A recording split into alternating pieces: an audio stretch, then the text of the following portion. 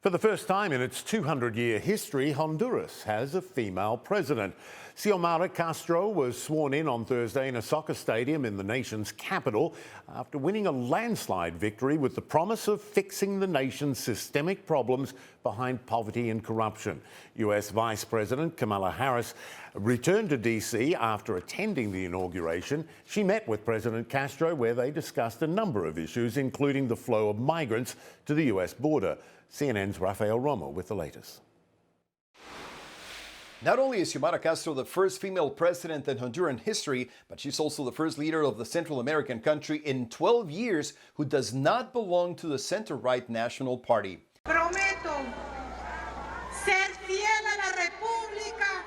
She was sworn in shortly after noon local time Wednesday at Tegucigalpa's National Stadium. The ceremony was attended by foreign leaders like U.S. Vice President Kamala Harris, who traveled Thursday morning to Tegucigalpa with a delegation of American officials, including USAID Administrator Samantha Power.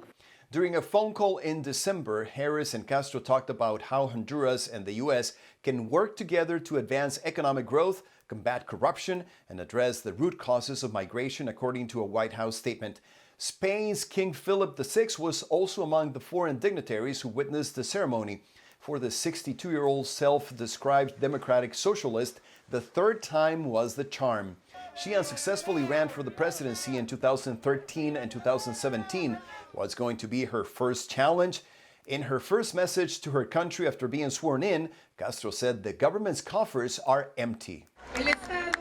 The government of Honduras has been taken sunk for the last 12 years, and I receive it in bankruptcy.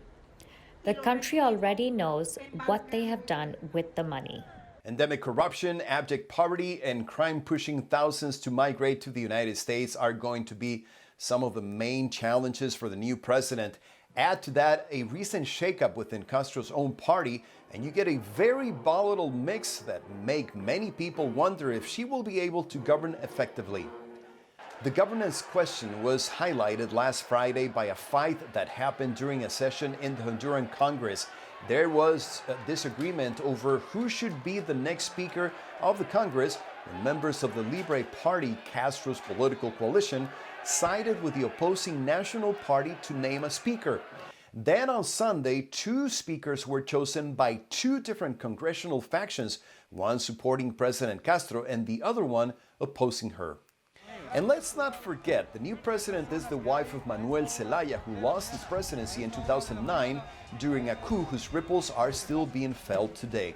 What Castro has in her favor is a strong mandate. She won the election in November with 51% of the vote, more than 14 points ahead of her nearest opponent. Castro ran for president promising to fight corruption. After taking office, she mentioned she will seek support from the United Nations to create an independent commission with that goal. Rafael Romo, CNN Atlanta.